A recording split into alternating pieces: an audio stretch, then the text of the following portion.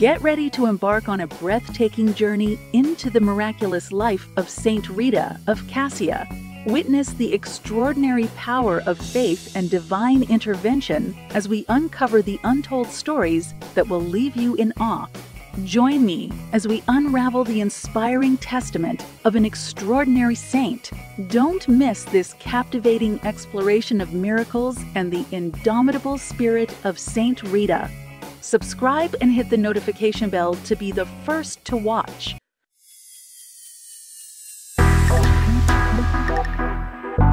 Welcome to Saints for Today, the ultimate destination for learning about saints and their inspiring stories. Our channel features daily videos on various saints, their lives, their teachings, miracles, and anything else that makes them special. Welcome to Saints for Today.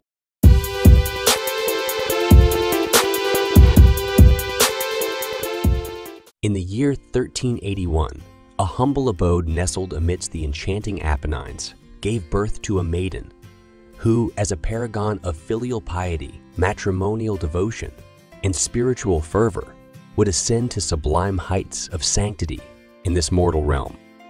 Subsequently, through her celestial intercession, she would earn the resplendent sobriquet of the patroness of the insurmountable and the advocate for the despondent.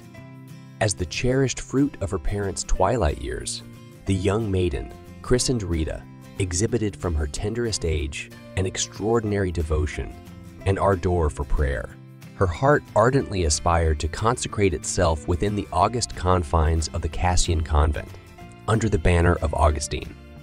However, when her father and mother ordained her to enter into matrimony, she acquiesced sorrowfully, deeming obedience to their decree as the fulfillment of God's will. Regrettably, her parents' choice proved ill-fated. Her spouse, possessing a brutish disposition and dissolute nature, was renowned for his violent outbursts that instilled terror in the hearts of the neighborhood. For 18 grueling years, with unwavering patience and unwanted gentleness, Rita endured his affronts and infidelities.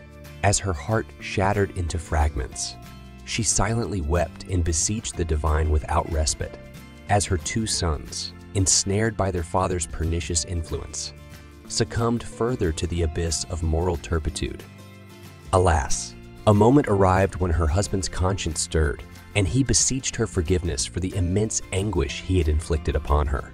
Shortly thereafter, however, he was carried lifeless to his abode, bearing upon his flesh the harrowing marks of mortal combat.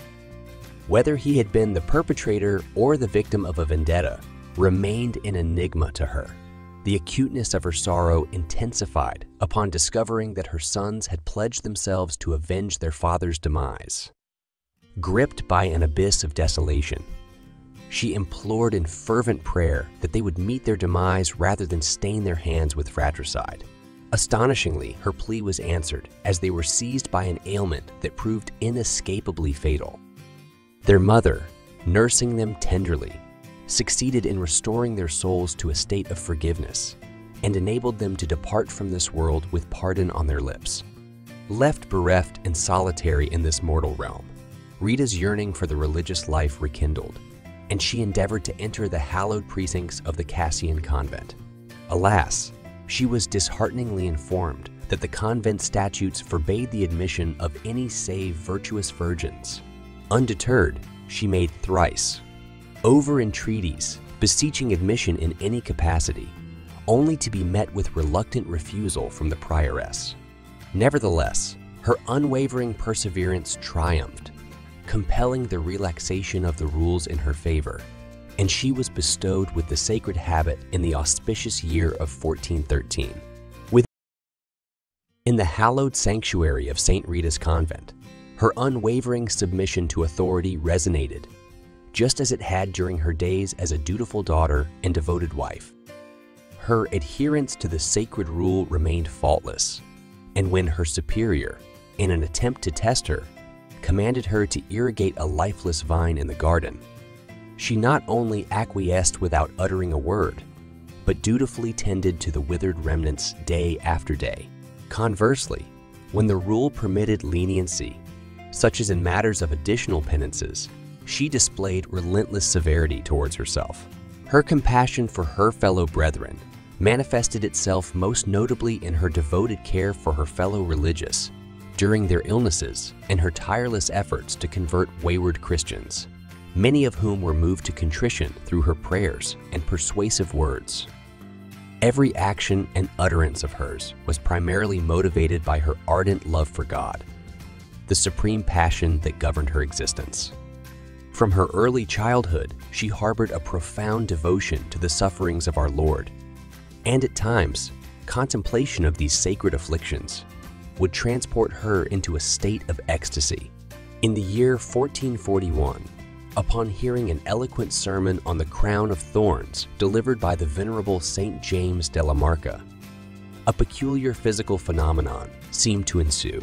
As she knelt, utterly engrossed in prayer, she became acutely aware of a piercing sensation, as if a thorn had disengaged itself from the crucifix and embedded itself in her brow.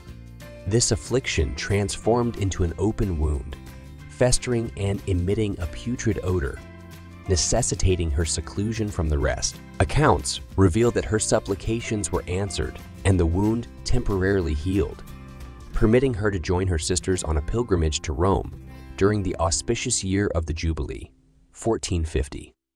Alas, upon her return, the ailment resurfaced and persisted until her demise, forcing her to live an existence akin to that of a recluse. During her twilight years, Saint Rita was further assailed by a debilitating ailment, which she endured with profound resignation.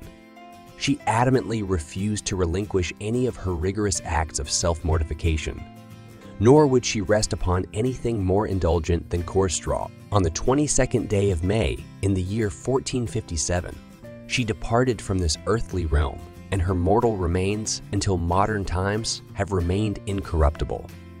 The roses, which have become emblematic of Saint Rita and are blessed within Augustinian sanctuaries on the occasion of her festivity, trace their origin to an ancient tale. Legend has it that as the saint approached the threshold of her earthly departure, she beseeched a visitor from Rocca Purina to journey to her former garden and procure a rose for her. Despite the visitor's skepticism, for it was early in the season, she was astounded to discover a fully blossomed rose upon a shrub.